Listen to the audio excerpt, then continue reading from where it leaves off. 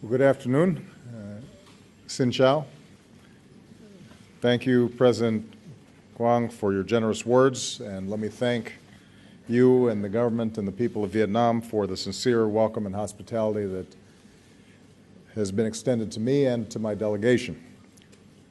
Over the past century, our two nations have known cooperation and then conflict, painful separation, and a long reconciliation.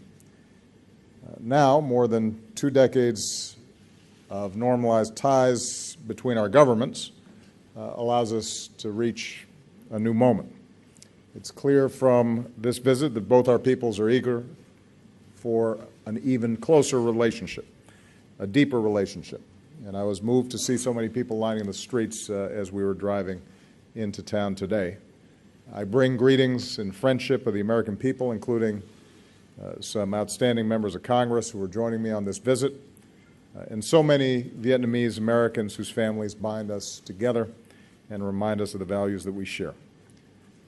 I've indicated before that one of my highest foreign policy priorities as president is to ensure that the United States continues to play a larger and long-term role in the Asia-Pacific, which is vital to our security and to our prosperity.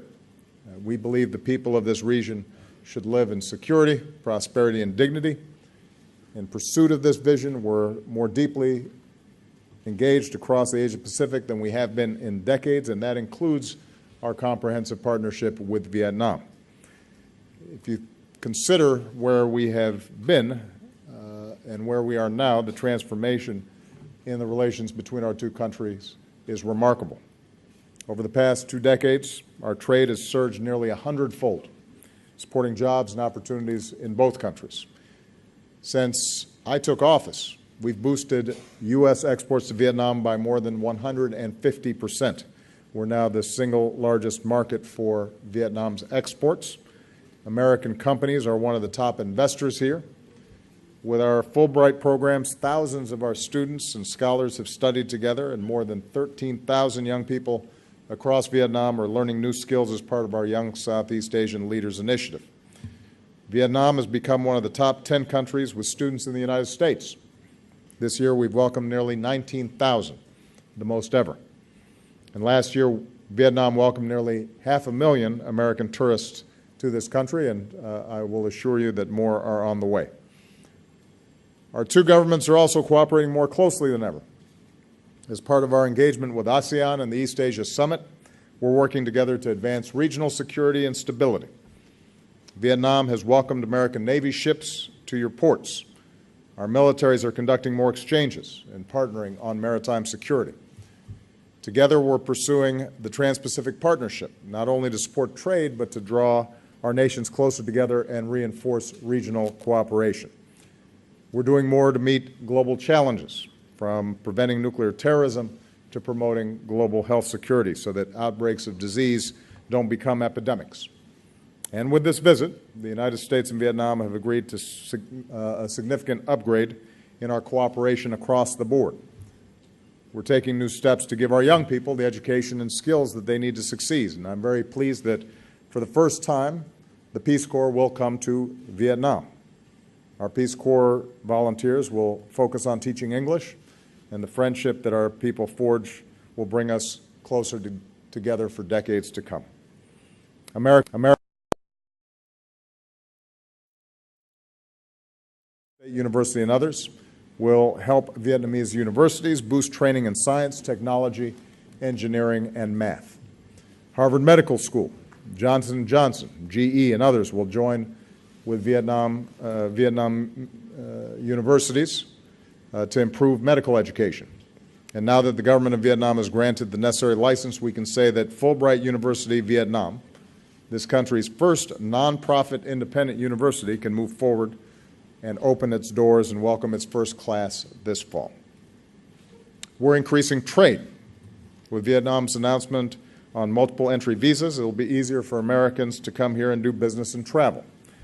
President Quang and I just attended a signing ceremony that many of you saw, where American and Vietnamese companies are moving ahead with the new commercial deals worth more than $16 billion. Boeing will sell 100 aircraft to Vietjet. Pratt & Whitney will sell advanced engines. GE Wind will partner with the Vietnamese government to develop more wind power. Deals like these are a win for both of our countries, helping to fuel Vietnam's economic growth and supporting tens of thousands of American jobs.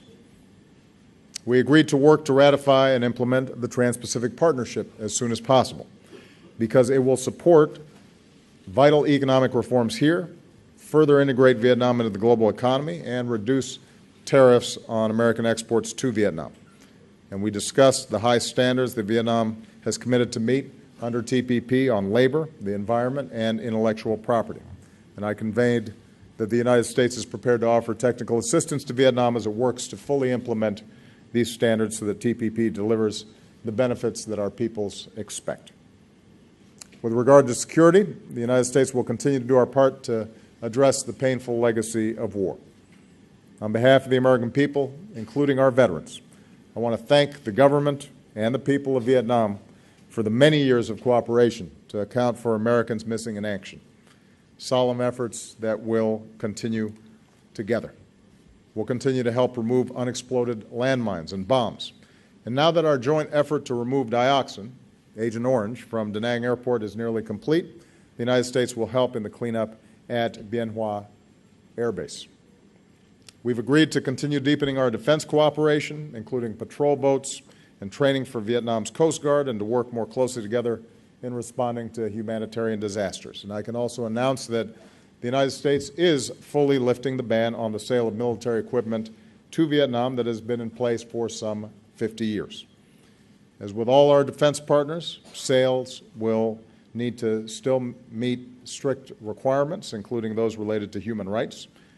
But this change will ensure that Vietnam has access to the equipment it needs to defend itself, and it removes a lingering vestige of the Cold War. It also underscores the commitment of the United States to a fully normalized relationship with Vietnam, including strong defense ties with Vietnam and this region for the long term. More broadly, the United States and Vietnam are united in our support for a regional order, including in the South China Sea, where international norms and rules are upheld, where there is freedom of navigation and overflight, where lawful commerce is not impeded, and where disputes are resolved peacefully through legal means in accordance with international law. I want to repeat that the United States will continue to fly, sail, and operate wherever international law allows, and we will support the right of all countries to do the same. Even as we make important progress in the ways that I've just described, there continue to be areas where our two governments disagree, including on democracy and human rights. And I made it clear that the United States does not seek to impose our form of government on Vietnam or any nation. We respect Vietnam's sovereignty and independence. At the same time, we will continue to speak out on behalf of human rights that we believe are universal, including freedom of speech, freedom of the press, freedom of religion, and freedom of assembly. And that includes the right of citizens through civil society to organize and help improve their communities and their country. We believe, and I believe, that nations are stronger and more prosperous when these universal rights are upheld. And when our two countries continue to discuss these issues as part of our human rights dialogue in a spirit of constructive and cooperative effort. And finally, the United States and Vietnam are expanding our cooperation in ways that benefit the world. Under our growing climate change partnership, we'll support Vietnam as it works to meet its commitments under the Paris Agreement. Because our two countries and others have committed to joining the agreement this year, we're within striking distance of it entering into force before anybody expected. In the meantime, we'll help communities in vulnerable regions like the Mekong Delta adapt to a changing climate and assist Vietnam's transition to a low-carbon economy. And that includes the low-carbon energy that will come from our cooperation on civil nuclear power. And as Vietnam prepares to deepen its commitment to UN peacekeeping, the United States is proud to support Vietnam's new peacekeeping training center. So again, President Quang, thank you for your hospitality. Thank you for our work together. I'm looking forward to the opportunity to visit with the Vietnamese people. Maybe I will enjoy some café soda. I believe that the relationship between the Vietnamese people and the United States can be one of the most important in this critical part of the world. And I believe that the upgrade in our ties that we've achieved today will deliver greater security, prosperity, and dignity for both of our peoples for many decades to come. Xin cảm ơn. Hai nước chúng ta cũng như là cho khu vực và thế giới trong nhiều năm tới. Thank you. Thank you, President Obama and President Quang. And now